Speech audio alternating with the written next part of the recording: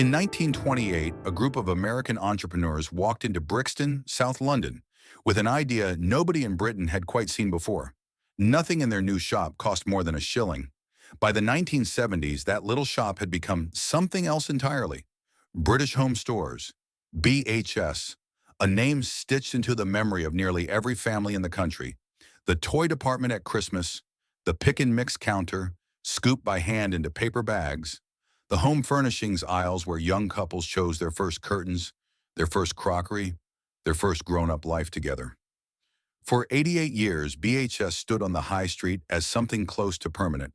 Then, across a matter of months in 2016, all 164 stores closed their doors for good. 11,000 people lost their jobs. A pension scheme meant to protect thousands of workers was left with a hole of more than £500 million. How does a company that survived 2 world wars, a dozen recessions, and nearly a century of change collapse in barely a year under new ownership? This is the story of what was built and who took it apart. Long before it became a byword for British high street shopping, British home stores began as an American gamble on English soil.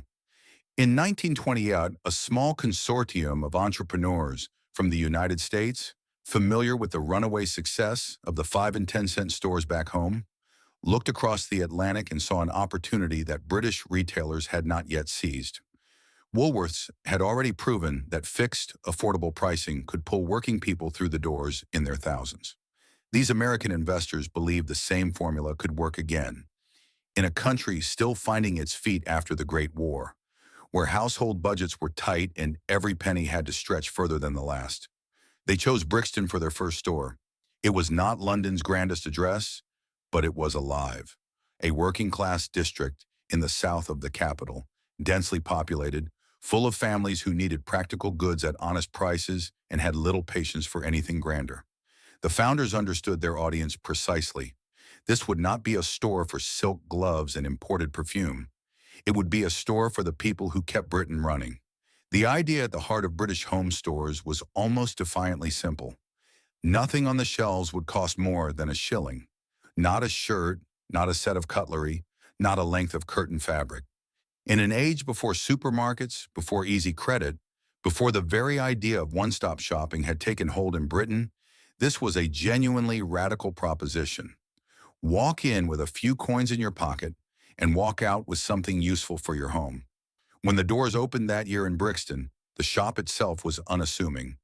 A single-level space, shelves stacked close together, the smell of new fabric and fresh paint still hanging in the air. There was no grand unveiling, no society photographers, no fanfare befitting a store that would one day become a national institution. What there was instead was a queue of local shoppers curious to see whether the American promise of low prices was really true. It was. Housewives from the surrounding streets came first, drawn by word of mouth, and left having spent shillings that would have bought far less anywhere else. Factory workers picked up replacement crockery without a second thought about the cost. Young families, setting up their first homes in an era of modest wages, found in British home stores something they had rarely been offered by British retail before: dignity at an affordable price. The founders' belief, unspoken but evident in every decision they made, was that ordinary people deserved good, honest goods without having to save for months to afford them. Within a year, the shilling ceiling had already begun to strain against the ambitions of a growing chain, and prices crept upward to 5 shillings as home furnishings joined the shelves. But the founding instinct never disappeared. British home stores would spend the better part of a century as a store, built not for the wealthy, but for the vast middle of British life. The families who wanted quality without extravagance, and who would in time come to regard this American import as something entirely, comfortingly British. What began in a modest Brixton shop front was about to become something far larger. By the time the 1960s gave way to the 1970s, British home stores had shed almost every trace of its origins as a humble variety shop. It had grown into something the founders themselves might scarcely have recognized. A fixture of the British high street with 94 stores and 12,000 staff, standing shoulder to shoulder with Marks and Spencer as one of the names every family knew by heart. This was the golden era, and it would stretch through the 1970s and into the 1980s, a period when walking into a BHS store was not simply an errand.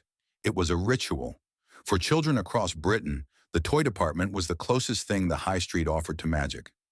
Every November, the shelves filled with dolls, train sets, board games, and stocking fillers, and the department took on a hum of anticipation that built steadily toward Christmas. Parents brought their children in not just to buy, but to look, to wander the aisles making mental lists, to press small noses against glass counters, to negotiate quietly over which single toy might make it under the tree. For a generation of British children, the memory of BHS at Christmas was inseparable from the memory of childhood itself. Just as vivid in its own quieter way was the pick and mix counter. Long before supermarkets turned self-service sweets into something ordinary, BHS offered shoppers the simple pleasure of filling a paper bag by hand. Cola bottles, fizzy dummies, chocolate eclairs weighed out at the till and handed over in a twist of white paper. It cost pennies, but it bought something more valuable than sugar, a small, reliable joy that punctuated an otherwise practical shopping trip. The store's transformation deepened in the early 1980s, when a global recession forced British home stores to confront an uncomfortable truth about its own image. Beside the polish of Marks and Spencer, BHS had begun to look tired, dependable perhaps, but unmistakably dowdy.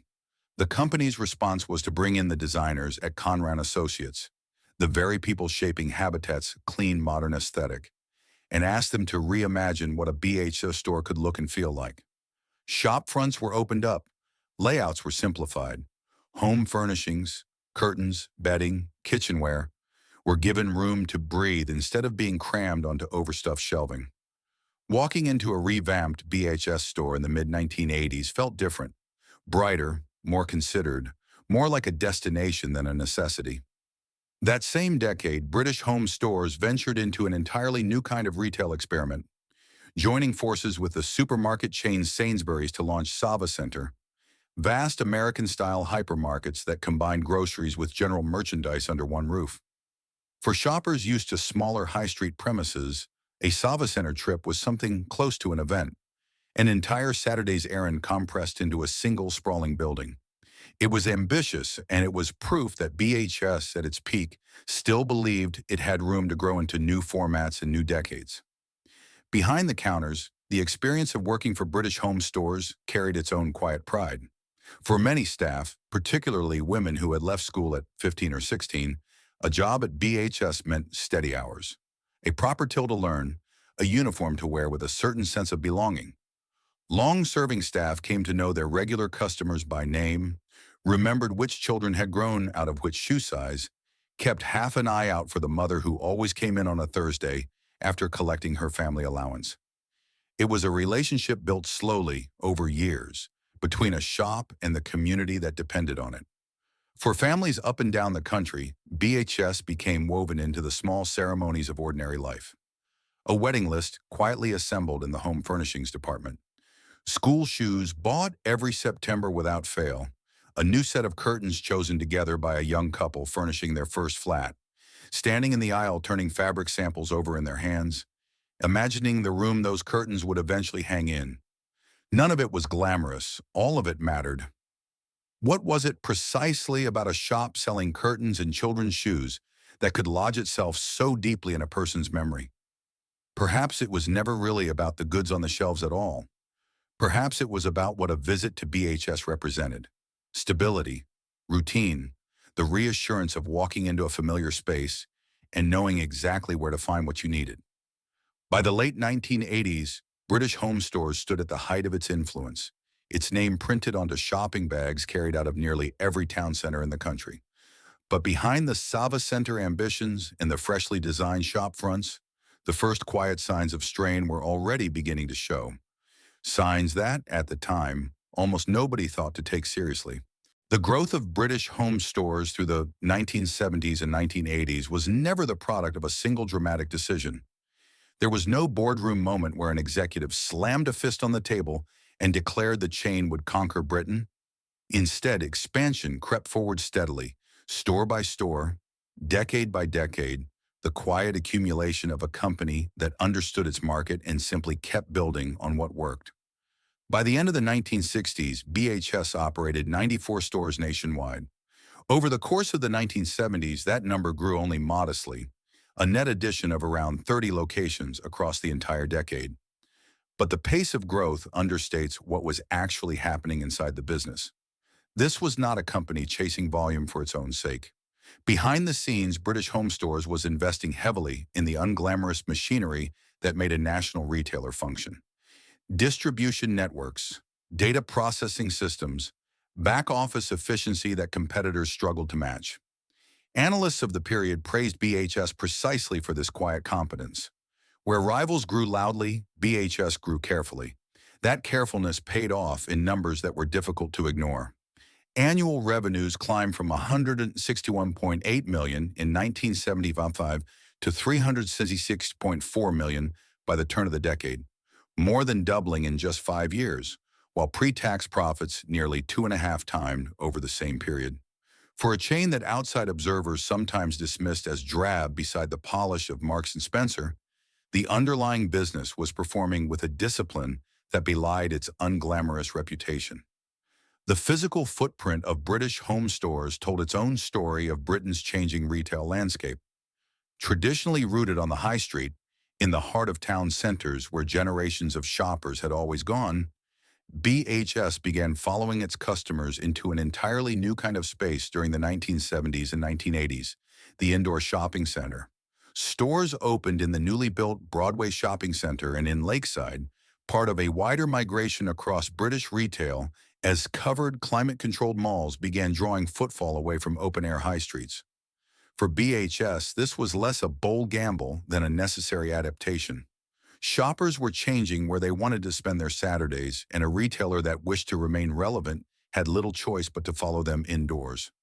Perhaps the most ambitious expansion of the era came not through opening more BHS stores at all, but through an entirely new joint venture. Partnering with the supermarket giant Sainsbury's, British Home Stores helped launch Sava Centre, a chain of American-style hypermarkets that fuse groceries with general merchandise under a single roof.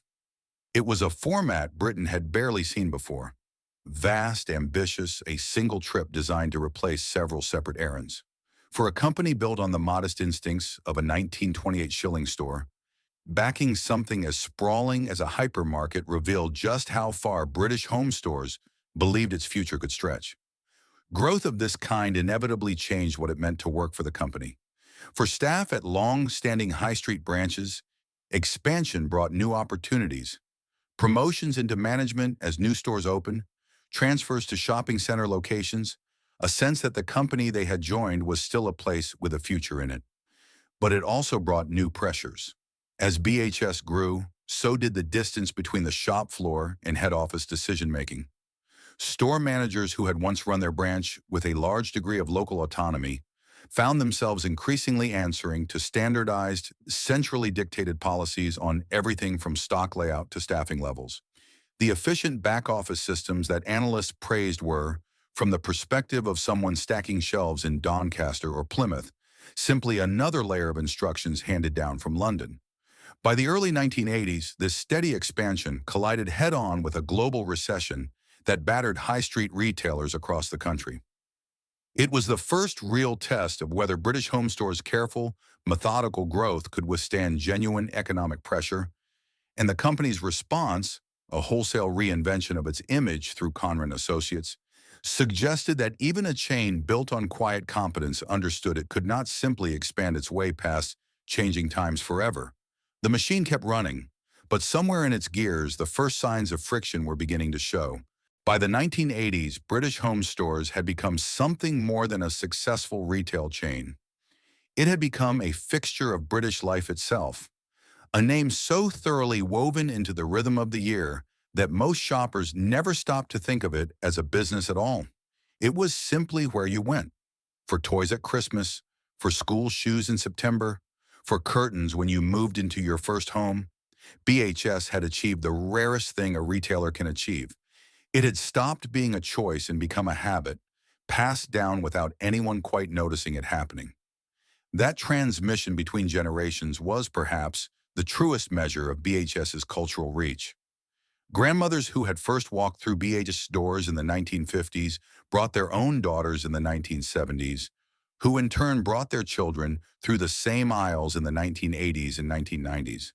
Three generations of the same family, standing in front of the same toy department shelves, separated by decades but united by the same small ritual. Nobody had to explain to a child why BHS mattered. They simply grew up knowing it was where Christmas began. The Conran Associates redesign of the early 1980s did more than modernize shop fronts. It repositioned BHS culturally, aligning the chain with the same clean, considered aesthetic that was making Habitat a name associated with good taste rather than mere thrift. For a company once dismissed as dowdy beside Marks and Spencer, this was a genuine reinvention. BHS stores in the mid-1980s felt current, deliberate, a retailer that understood what modern British homes wanted to look like, not simply what they could afford. Nowhere was BHS's national reach more visible than in its geography. From Brixton to Darlington, from town center high streets to the vast new indoor shopping centers at Broadway and Lakeside, BHS stores gave millions of people across England, Scotland, and Wales an identical experience of the same familiar brand. Whether a family lived in the industrial north or the commuter south, a trip to BHS looked and felt the same. The same toy department layout, the same pick and mix counter, the same reliable stock of home furnishings. In a country still deeply divided by regional identity, BHS offered something quietly unifying. A shopping experience that belonged to the whole nation, not merely to one corner of it. For the staff who worked inside these stores during the chain's peak years, there was a particular pride in being part of something this widely recognized. Long-serving employees spoke of BHS not simply as an employer, but as an institution they belonged to. The kind of job where a till operator might work the same counter for 15 years, greeting customers she had watched grow from children into parents themselves. The company's efficient back-office systems, so praised by industry analysts, gave staff at branch level a sense of working for an organization that, whatever its faults, at least knew what it was doing. And yet, for all its national presence, BHS's role in British life ran deeper than logistics or floor layouts. It was there in the Sava Center hypermarkets that turned Saturday shopping into a full day's outing. It was there in the quiet dignity of a wedding list assembled in the home furnishings department, in the school uniform bought new every autumn without fail, in the small, unremarkable acts of provision that make up the texture of ordinary family life. BHS did not need advertising campaigns or celebrity endorsements to earn this place in the national consciousness. It had simply been there, reliably for decade after decade, until being there was its entire identity. What does it take for a shop selling curtains and school shoes to become part of a country's collective memory? Perhaps nothing more than time and consistency and the quiet accumulation of a million small ordinary visits. By the end of the 1980s, British home stores stood at the absolute height of its cultural standing, trusted, familiar, seemingly permanent. But permanence, as history was about to prove, is rarely what it appears to be. Beneath the surface of this national institution, the first genuine cracks were already beginning to form. By the early 1990s, the very qualities that had once made British home stores feel dependable were starting to curdle into something less flattering. The Conran Associates redesign of the 1980s had bought the chain a decade of renewed relevance, but design alone could not settle a deeper question that was beginning to circulate among shoppers, journalists, and industry analysts alike. What exactly was BHS for anymore? Beside Marks and Spencer, the comparison that had followed BH since its earliest years, the chain was once again losing ground. Where M&S had built a reputation for quality that customers were willing to pay a premium for, BHS found itself caught in an uncomfortable middle ground. No longer the cut-price variety store of its Brixton origins, not quite the trusted quality name its 1980s makeover had promised. Industry observers, who had once praised the chain's efficient back-office operations, now reached for a harsher word to describe its high street presence: drab, dowdy. The very adjectives BHS had spent a decade and a considerable design budget trying to shed were creeping back into circulation. It was a slow, almost imperceptible decline, the kind that dramatic irony thrives on. The shopper walking into a BHS store in 1994 to buy her daughter's school shoes noticed nothing alarming. The shelves were stocked. The pick and mix counter still offered its familiar handful of sweets. The staff still knew her by name. From the customer's side of the till, BHS in the early 1990s looked exactly like the BHS she had always known. She had no way of seeing what industry analysts and company insiders were beginning to notice: that a retailer standing still in a market that was rapidly moving was already in trouble, even if the trouble had not yet reached the shop floor. Behind the counters, that trouble was becoming harder to ignore. As the decade wore on, BHS underwent a rapid and unsettling turnover in its chief executive's office. A parade of leadership changes that left staff and middle managers uncertain which strategy, if any, the company was actually committed to. Each new chief executive arrived with a fresh vision for reviving the brand. Each departed before that vision had time to take root. For employees who had spent years, sometimes decades, learning to work within BHS's carefully engineered systems, this instability at the top was its own quiet form of alarm, even if head office insisted publicly that all was well. The company's response to its faltering position took a familiar shape: retrenchment. Rather than chase bold new expansion, BHS's owner, Storehouse, made the decision to narrow its focus, concentrating resources on the two chains that still generated the most reliable revenue: BHS itself and Mother Care. It was a defensive move dressed up as strategic discipline, and it bought the company a further stretch of stability through the late 1980s and early 1990s. But retrenchment is rarely a growth strategy. It is more often the sound of a company quietly conceding that its best days of expansion are behind it. Even as store shelves remained stocked and shopping bags still carried the familiar BHS name out of every town center in Britain, the chain's underlying identity crisis went largely unnoticed by the ordinary customer. This was perhaps the most unsettling truth of the entire decade. A retailer can look completely unchanged from the outside, while the foundations beneath it are already shifting. How long could a brand this deeply woven into British life continue coasting on nostalgia and habit alone, without genuinely reinventing what it offered? Nobody working the tills in 1995 could have answered that question, but somewhere in the boardrooms above them, the answer was already being written, and it would arrive in a form far more dramatic than a simple loss of relevance. In the year 2000, British Home Stores changed hands in a deal that would, in hindsight, mark the beginning of the end. Sir Philip Green, already establishing himself as one of Britain's most aggressive retail dealmakers, acquired BH from Storehouse for £200 million. On paper, it looked like a straightforward transaction: an ambitious entrepreneur buying a tired but stable high street chain, presumably to invest in its revival. What followed over the next 15 years would become one of the most scrutinized chapters in the entire history of British retail. At first, the numbers suggested vindication. Within 2 years of Green's acquisition, BHS's pre-tax profits surged from $18.5 million to $94.8 million. And its pension scheme, which would later become the very symbol of the company's downfall, actually sat in surplus, $17.4 million in the black. Green supporters pointed to figures like these as proof of his retail instincts. Profits continued to hover around the $100 million mark annually through the early 2000s, and for a time, it seemed as though British Home Stores had found in its new owner exactly the revival it needed. But beneath those headline profits, something else was happening, something that would take years and a parliamentary inquiry to fully expose. As BHS saw generated cash, that cash did not stay inside the business, reinvested in stores, staff, or the pension promises made to thousands of long-serving employees.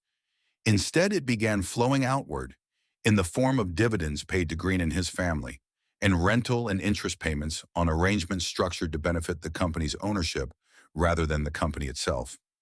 Over Green's 15 years in control, the total extracted this way would later be estimated at more than £580 million, nearly 3 times what he had paid to acquire the business in the first place. Meanwhile, the pension scheme that had briefly sat in healthy surplus began, quietly and steadily, to slip the other way. Pension regulators, watching the numbers shift over the course of the 2000s, repeatedly requested that contributions to the scheme be increased to keep pace with the promises made to BHS's thousands of employees and pensioners. Those requests met resistance. By the time Green's ownership of BHS drew to a close, the surplus of his early years had become a deficit stretching into the hundreds of millions of pounds, a debt owed not to a bank or a supplier, but to the ordinary workers who had spent their careers behind BHS tills, trusting that their retirement was being safely provided for. What did the people on the shop floor understand of any of this? Almost nothing at the time. To a till operator in Leeds or a stockroom worker in Cardiff, BHS in the mid-2000s looked much as it always had. Busy at Christmas, quiet in January, the same familiar rhythm of a British high street institution. The boardroom decisions reshaping the company's financial foundations were invisible to the very people whose futures depended on them. By 2014, the profits that had once justified Green's ownership had evaporated entirely. BHS was now a loss-making business, its physical stores increasingly tired, its digital presence lagging far behind the online retailers reshaping British shopping habits. Green, by his own later account, had been looking to offload BHS for some time, eager to draw a line under a business that had stopped serving its purpose within his wider retail empire. In March 2015, he found his buyer. Dominic Chappelle, a former Formula 3000 racing driver turned business investor, and a man who had been declared bankrupt on 3 separate occasions, led a consortium called Retail Acquisitions Limited in purchasing British home stores for a single pound. Not 200 million. Not even a modest fraction of that figure. £1 for a company employing over 11,000 people and carrying a pension liability already running into the hundreds of millions. The board of directors installed by Retail Acquisitions raised eyebrows even among seasoned observers of British retail. Alongside Chappelle sat a lawyer, a former director of a city finance house, and a former senior advisor to a German investment bank. A group with little collective experience of running a major department store chain, tasked nonetheless with turning around a business that had been bleeding money for years. They approached at least one high-profile candidate, the former chief executive of Thomas Cook, to chair the company. He declined. What Chappelle's consortium inherited was not simply a struggling retailer, but a company already carrying the weight of Green's 15 years of extraction. The task ahead, as one contemporary observer put it, was monumental. A business that had struggled to adapt to the digital age, faced mounting competition on every high street in the country, and now carried a pension deficit that dwarfed the price anyone had paid to own it. Inside company headquarters on Marylebone Road, the mood had shifted from cautious optimism to quiet dread. Senior staff who had watched successive rounds of management churn through the 2000s now watched a fresh set of owners with no retail pedigree attempt to steer BHS through its most precarious period yet. Some employees held on to hope that new ownership might mean new investment. Others, particularly those who had watched the pension deficit numbers circulate internally for years, understood with growing certainty that something was about to give. And who in all of this was supposed to protect the people who had built this company, the shop floor staff who had given BHS their careers, and the pensioners who had trusted its promises for decades? It was a question that regulators, journalists, and eventually a panel of members of parliament would spend years trying to answer. But in the final months of 2015, as Chappelle's team searched desperately for a way to keep the business afloat, that question had not yet been asked publicly. It was about to be, and loudly. By the beginning of 2016, the numbers behind British home stores had become impossible to disguise. The company was carrying debts of more than $1.3 billion, a figure that included a pension deficit estimated at somewhere between $350 million and $571 million, depending on which actuarial basis was used to calculate it. Whichever figure was closer to the truth, the scale of the problem dwarfed the single-pound Dominic Chappelle's consortium had paid to acquire the business less than a year earlier. On the 3rd of March 2016, BHS entered into a company voluntary arrangement, a restructuring process designed to let a struggling business keep trading by reducing what it owed to creditors, provided 75% of them agreed to the terms. For BHS, this meant asking landlords across the country to accept reduced rents on many of its stores. It also meant something far more consequential for the company's workforce. No further contributions would be paid into the pension schemes that thousands of current and former employees were relying on. The CVA passed. The immediate crisis of unpaid rent was deferred. But the pension schemes, already deep in deficit, were pushed into what regulators call an assessment period, the first formal step toward the Pension Protection Fund taking over and paying out compensation at reduced levels rather than the full pensions BHS had originally promised. For staff who had spent years watching leadership change, hands and profits turn to losses, the CVA felt like confirmation of what many had quietly suspected for months. Word moved quickly along the shop floor of stores from Glasgow to Southampton.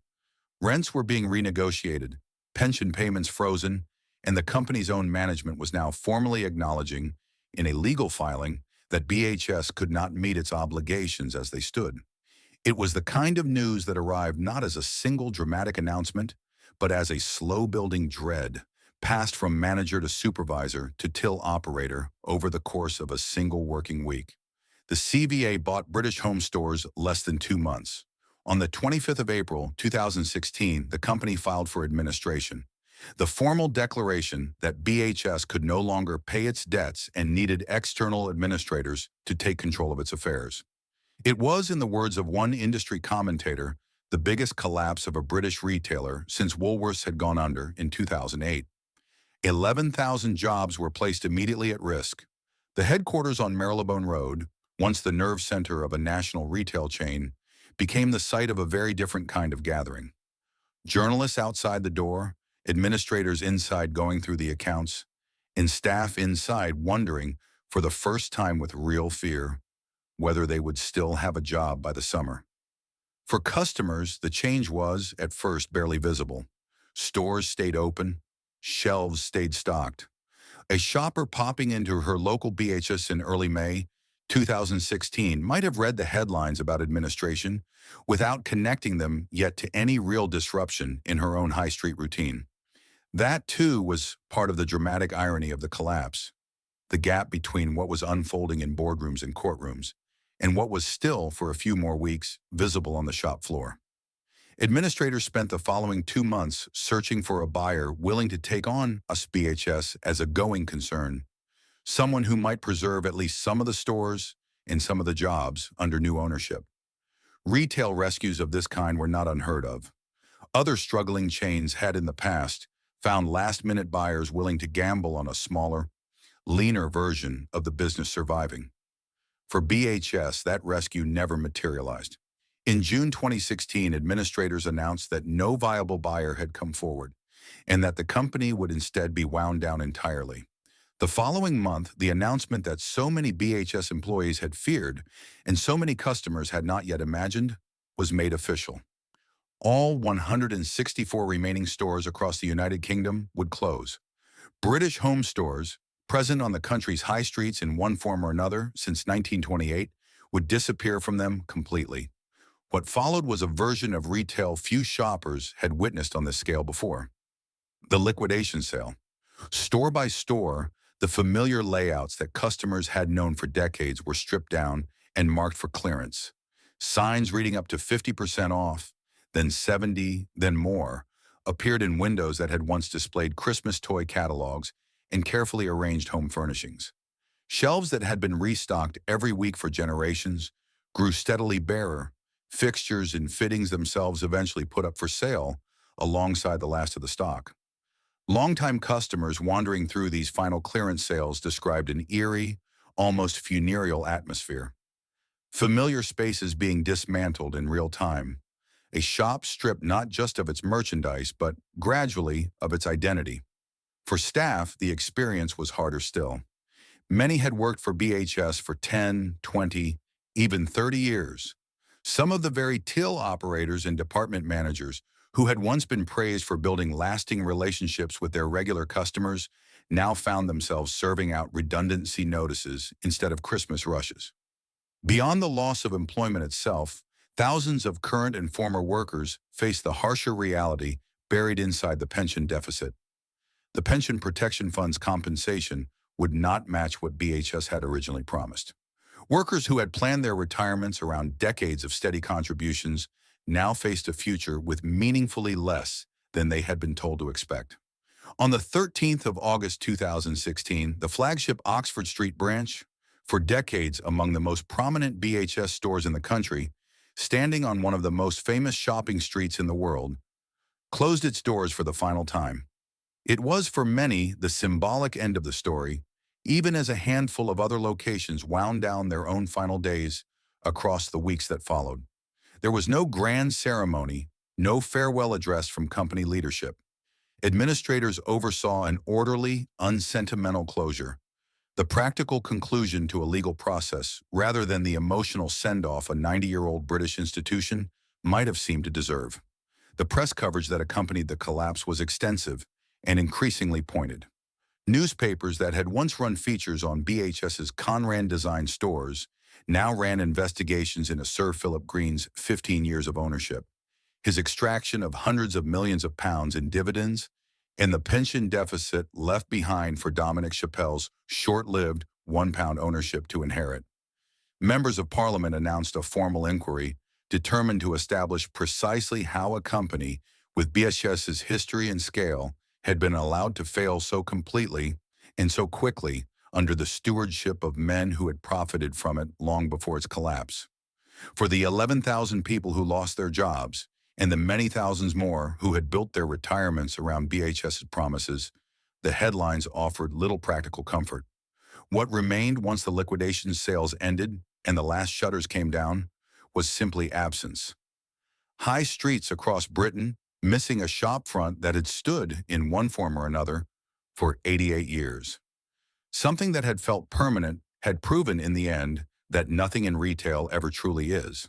In the immediate aftermath of BHS's collapse, the question on everyone's mind was not simply what had happened, but who would be held accountable for it. That accountability arrived first through Parliament. A joint inquiry by the Business, Innovation and Skills Committee and the Work and Pensions Committee summoned Sir Philip Green to give evidence, alongside Dominic Chappelle and the small circle of advisors who had orbited BHS's final chaotic year. The resulting report was unsparing. MPs concluded that Green had effectively left BHS on life support before selling it for a single pound, extracting hundreds of millions of pounds in value while leaving behind a pension deficit that would ultimately be shouldered by the Pension Protection Fund and by the thousands of ordinary workers whose retirements depended on it. The public pressure that followed was considerable. Green, previously celebrated in the press as one of Britain's most successful retail entrepreneurs, found his reputation transformed almost overnight into a symbol of everything critics believed was wrong with modern corporate ownership. Calls for him to be stripped of his knighthood circulated widely, debated in newspaper columns and in the House of Commons itself, even as the more immediate, practical question remained unresolved. What would actually happen to the pensions of the 20,000 people affected by the scheme's collapse? After sustained public and regulatory pressure, Green eventually agreed to contribute a substantial sum toward plugging the pension gap, a settlement that eased but did not entirely erase the shortfall left behind. For the physical spaces BHS left empty, the story was less about scandal and more about the quiet, uneven process of a high street absorbing a sudden, gaping loss. Some flagship locations in city centers with strong footfall found new occupants relatively quickly. Other retailers, or increasingly alternative uses altogether, as more and more town centers grappled with the broader decline of traditional department store shopping. Other BHS units, particularly in smaller or already struggling towns, sat empty for years, their shuttered fronts becoming an unmissable physical reminder of the collapse for anyone walking past. The BHS name itself did not disappear entirely from public life.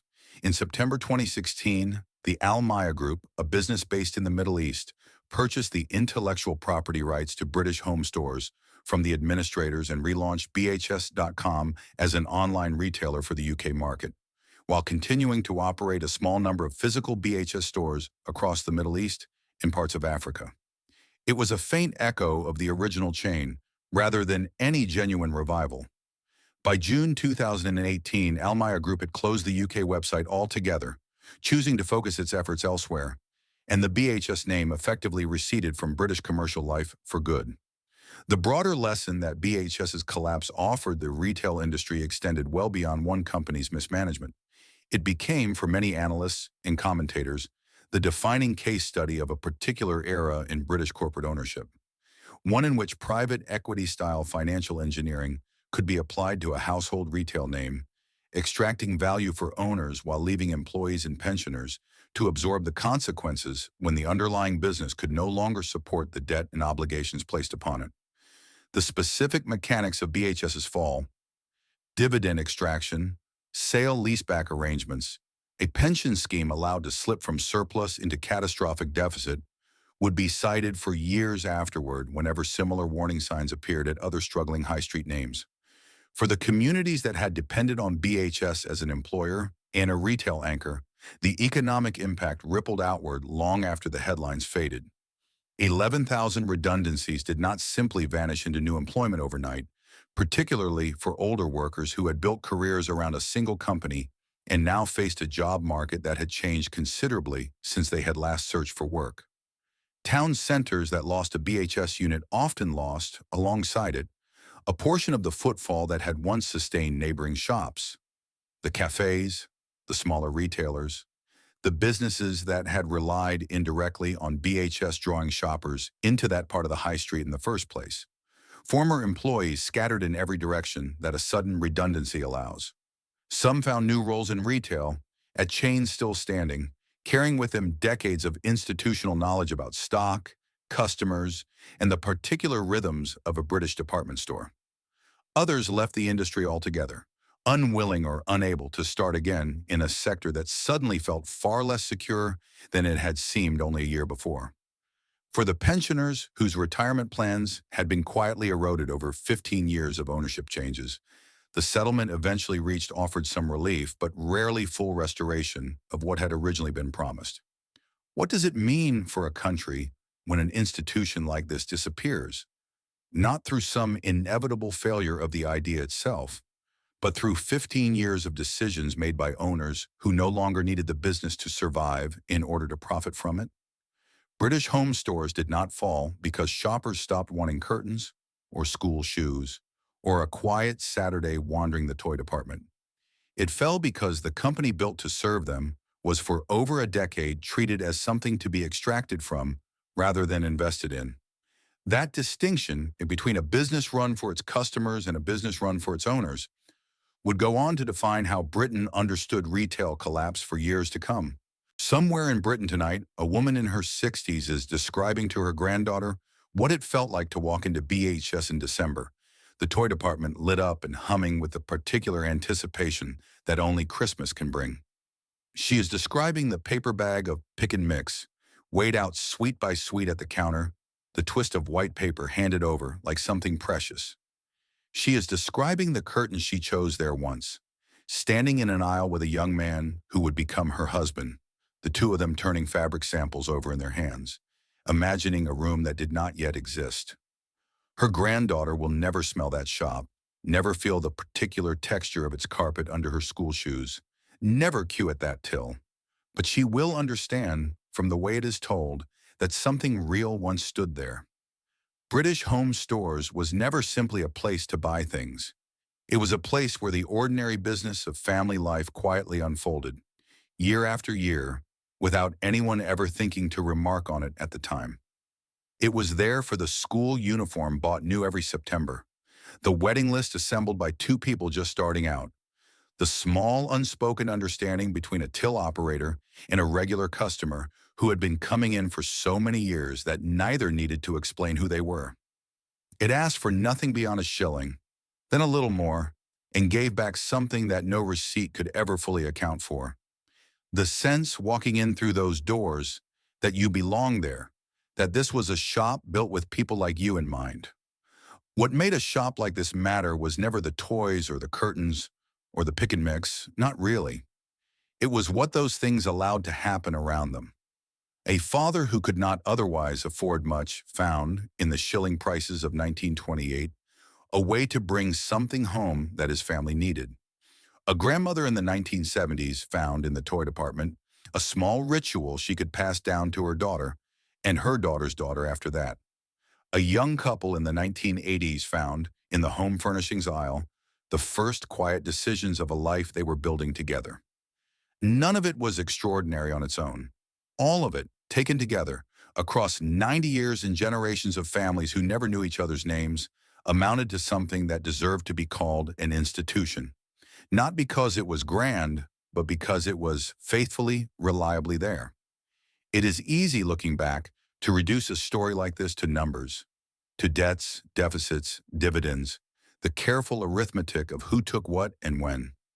Those numbers matter, and they will be remembered by historians and regulators for as long as anyone studies how a company can be hollowed out while still standing.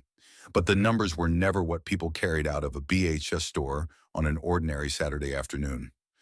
What they carried out was smaller and, in its way, larger than any figure on a balance sheet, the memory of a place that had been there for their parents, and would, they assumed, without ever quite saying it aloud, simply go on being there for their own children too. That assumption, in the end, was the thing that history proved wrong. Nothing in retail is ever truly permanent, however deeply it may be woven into the rhythm of ordinary life.